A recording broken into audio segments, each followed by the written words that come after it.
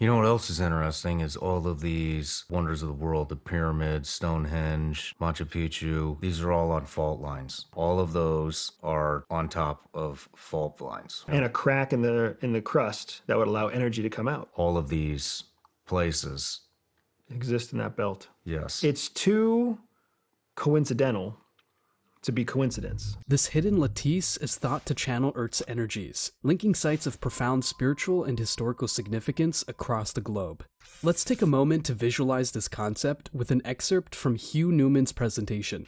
That goes way back several hundred, potentially thousands of years, with this idea that the Earth has a geometrical nature and that the ancients understood this and would place sites all around the planet connected up into a massive geomantic system. As Newman illustrates, geomancy reveals a sophisticated understanding that our ancestors had of the planet's energy lines, ley lines that crisscross the globe, connecting monuments and sacred sites across different civilizations.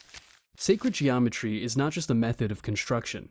It's an ancient metaphysical art that maps the invisible patterns underlying our physical world.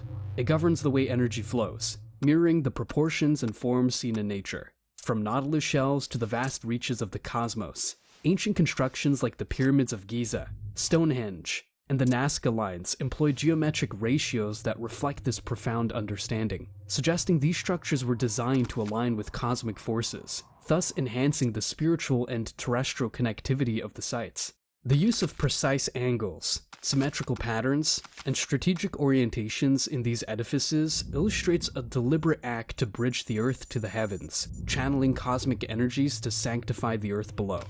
The concept of ley lines was first popularized by Alfred Watkins, who theorized that these straight paths across the landscape were ancient trade routes. However, deeper exploration into geomantic practices reveals that ley lines may carry more than just footfalls. They could be conduits of cosmic energy, aligning various monuments and natural landforms into a coherent, energetic network. These ley lines are often found intersecting at significant ancient sites, and are believed to serve as spiritual highways that facilitate the flow of energy across the Earth, influencing everything from the fertility of the land to the spiritual experiences of the people living upon them. Earth circles represent a global network of ley lines that form great circles around the planet, intersecting at key geographical and historical points. These alignments are thought to represent ancient knowledge of the world as a connected whole, where lines on the Earth mirror stars in the sky. This understanding points to a sophisticated global geomantic system that interconnected distant civilizations through shared celestial knowledge and earthly placements. The Great Pyramid of Giza's placement reveals much more about ancient geomantic networks. Newman's analysis highlights its global significance. The most famous example really is the Great Pyramid, and it's thought now that the original prime meridian of the Earth was not through Greenwich, obviously, but it was actually through the Great Pyramid at Giza. And every ancient site, or many of them, relate to this particular spot, as though this is the omphalos, this is the geodetic axis mundi of the planet, and everything else came from that. And it does appear that may be the case, because even when Napoleon and his surveyors in the late 1700s were surveying Egypt and other areas, they realized that the division of it cut the delta region into two equal portions, and these emanated from the corners of the Great Pyramid. So not only do you have this happening, geodetically in a sort of enclosed area, you also have the fact that most landmass from this particular spot is on the planet. So this is at the center of the Earth's landmass. And there's other reasons why it may have been chosen, which we'll get into during the lecture. Great Pyramid of Giza stands as a testament to the geomantic and geodetic sophistication of the ancient Egyptians. Positioned at the center of the world's landmasses, it not only aligns with cardinal points, but also sits at the focus of significant ley lines, suggesting it may have been the central hub of an ancient geomantic network. Its location and construction are so geometrically precise that they reflect a deep understanding of global geography and geometry, aligning with celestial phenomena such as solstices and equinoxes, which highlights its role as a global marker or beacon in the Earth's energetic grid system. How might such precise ancient engineering influence our understanding of past civilizations' capabilities and knowledge? Across cultures, finding the geodetic center, essentially the energetic or spiritual heart of a land or civilization, was crucial. For example, in Britain, ancient geomancers identified the Isle of Man as a terrestrial fulcrum which balanced sacred and secular powers. Similar practices can be found in other cultures where spiritual and temporal leadership was believed to emanate from these central points, marking them not only as power centers, but also as sacred spaces where heaven and earth align. Let's delve deeper into how ancient sites align globally with harmonic longitudes and geometric patterns. Even Graham Hancock noted this in his 1998 book Heaven's Mirror. He developed a theory of longitudinal distribution of sacred sites based upon precessional numbers. These are numbers that are encoded into the precession of the equinox 25,980-year cycle. And these are all harmonic numbers such as 72, 144, 108, etc. But he also found not only that the sites were related longitudinally from Giza, they all were harmonic distances, harmonic degrees apart, but he also accidentally found that they were based upon pentagonal geometry. The numbers of precession are the internal angles of pentagons, suggesting that the precession of the equinoxes is directly related to sacred geometry, i.e. pentagons, and possibly dodecahedral geometries, which we'll see later. So all around the world, not just from Giza, but other cultures, even before and after Giza and the Egyptian civilization, understood where to put sites. It was part of the system, it was part of a great survey. The concept of harmonic longitudes involves the placement of sacred sites along specific longitudinal lines that may resonate with particular cosmic frequencies. This suggests an advanced understanding of harmonics and vibration, where sites such as the pyramids, Stonehenge, and Easter Island are precisely positioned to create a symphony of interconnected spiritual spaces that vibrate in harmony with the planet and possibly the universe. The use of pentagonal and dodecahedral geometries in ancient constructions points to a deeper layer of sacred geometry, often associated with the precession of the equinoxes and cosmic cycles.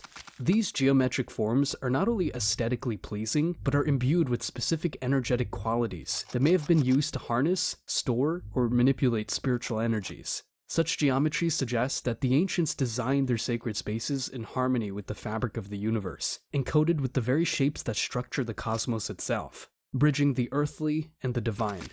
The technological sophistication of ancient builders is evident in their use of megalithic spirals and advanced stone machining techniques. The spirals are also found carved on some of these spheres and at all these sites around the world.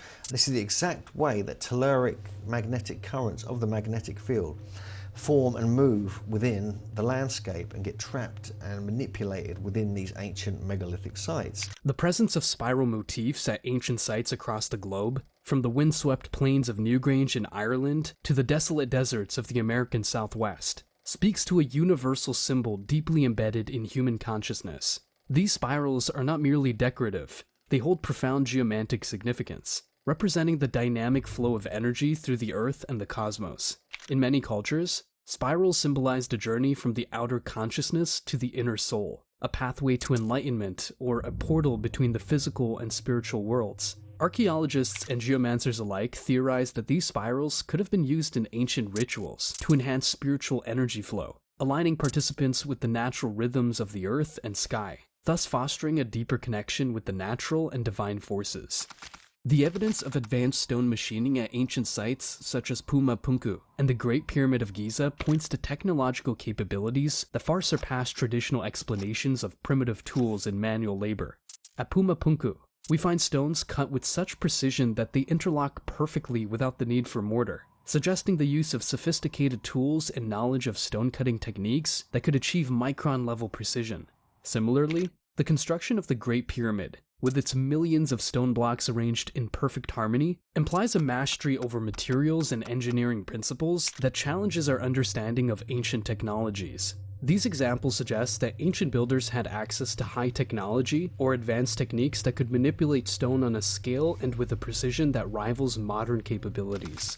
Explore the mystery of Scottish stone spheres with Newman's intriguing insights on their possible uses and significance. So here we have the 5 Platonic solids, and here we have them represented over 5,000 years ago, carved in stone, in northern Scotland, which is bizarre in its own right. This is thousands of years before Plato was even born. And here are some illustrations of 5 of them that actually represent the 5 different Platonic solids.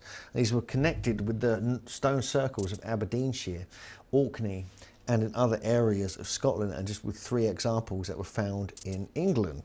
This is actually a Roman dodecahedron, which is found in France, made of metal. They also display different patterns. They even encode musical frequencies, which is what some researchers have been finding out. The discovery of intricately carved stone spheres in Scotland, dating back to the Neolithic period, has puzzled archaeologists and historians alike. These spheres, often perfectly symmetrical and featuring geometric patterns, are believed to hold significant geomantic power. Theories regarding their use range from symbols of power, used by chieftains and shamans, to practical tools for architectural planning, particularly in the layout of ancient stone circles and settlements. The geometric precision found in these spheres indicates a sophisticated understanding of 3-dimensional space and symmetry, suggesting that they could have been used in complex calculations or as part of ritualistic practices to harmonize with the Earth's energies. Their widespread discovery in various ceremonial contexts supports the idea that these objects were central to the spiritual and daily lives of the people who crafted them, potentially used to align with or amplify natural energy flows within the landscape. These insights into the technological prowess of ancient civilizations reveal not only their ability to manipulate physical materials, but also their deep understanding of the Earth's geomantic properties. By integrating sophisticated technology with spiritual and energetic practices, they were able to create structures and artifacts that continue to mystify and inspire us with their precision, beauty, and profound alignment with the natural and cosmic order. But the thing about these stone spheres that are found all over Scotland and other places is that master geometer Keith Critchlow, who wrote Time Stands Still, has actually put them all together, put them into a kind of one system which he believed that the ancients had an understanding of, especially up in Scotland. And it's exactly identical to the Earth grid system. Now, this is a bit of a chaotic version, but this is identical to what William Becker and Beth Hagans came up with the Earth grid itself. Understanding how ancient sites harnessed Earth energies is crucial. Here's Newman explaining the use of telluric currents. Combined with the rays of the sun, obviously. And the Earth itself is thought to derive from convection in the outer iron-rich core, combined with the stirring caused by the Earth's rotation. The inner core of the Earth also rotates slightly faster than the rest of the planet. It's like playing catch-up all the time, so there's kind of movement and energy constantly happening. And this is found in ancient sites, even in North American sites, such as these chambers all over New England and New York State. Some tests were done by John Burke and Kaj Halberg, who were working, they wrote a book called Seed of Knowledge, Stone of Plenty, and worked with the BLT research team in Boston. This is Kent Cliffs in New York, and they found that often magnetic anomalies were underneath these ancient sites, and telluric currents would build up within these sites. And this is partly why they believed these sites were built, because not only was it could affect you personally, it could affect your consciousness and enhance meditation and things like this. If you place seeds and grains within the right spot within these chambers, it would enhance them and charge them up. And if you went to plant them against test seeds that weren't placed in the chamber, you get much higher yields, larger crop, and a healthier crop. Ancient sites are often more than mere places of worship or communal gathering. They are power nodes on the Earth's surface, strategically placed to harness the Earth's natural energies. Telluric currents, or Earth energies, refer to the subtle magnetic streams that flow across the globe, influenced by the iron content in the Earth's core and the solar radiation from above. The ancients, with their profound sensitivity to the land, positioned their sacred sites along these currents, paths that are often delineated by ley lines. At places like Stonehenge, the dolmens of Brittany, and the Serpent Mounds of North America, these stones and earthworks are believed to channel and amplify the Earth's energies. This alignment was likely not random, but a meticulously planned effort to capture and utilize these energies for various purposes, including enhancing soil fertility, influencing weather patterns, and facilitating human experiences of the divine. The positioning of these sites on energy hotspots may have also been aimed at harnessing this power for healing rituals, fertility rites, and to establish a harmonious relationship between the celestial movements and terrestrial life. To conclude, Let's examine the healing properties and the influence on human consciousness these sites hold, as discussed by Newman. The ancient sites of power were sometimes found and sometimes deliberately constructed to mimic or enhance what could be found in nature. In either case, the forces of the natural world were used, and they were used for a variety of purposes, such as the promotion of fertility and for healing. But the overriding purpose was the need to have gateways through which contact with spirit could be achieved. In the ancient world, there were certain people who knew how to work with the physical world in order to create access to the spiritual. So there's like a combination of different things at play here.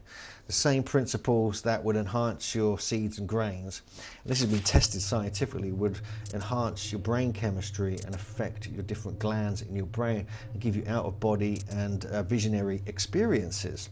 The potential healing properties of ancient sites are rooted in their intricate relationship with Earth energies and human consciousness. Many of these sites are located in areas where the Earth's magnetic fields exhibit anomalies or particularly strong intensities, such as Sedona's Red Rocks or the Healing Springs of Bath.